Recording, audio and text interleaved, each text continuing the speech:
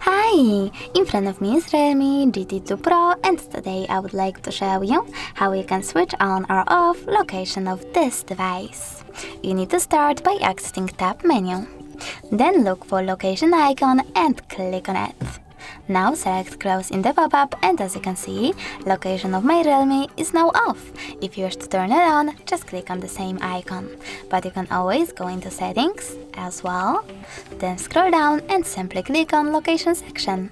Then manage location of your smartphone by tapping on the switcher next to location feature. Thanks so much for watching. If you enjoyed this video, leave a like, comment and definitely subscribe. Bye!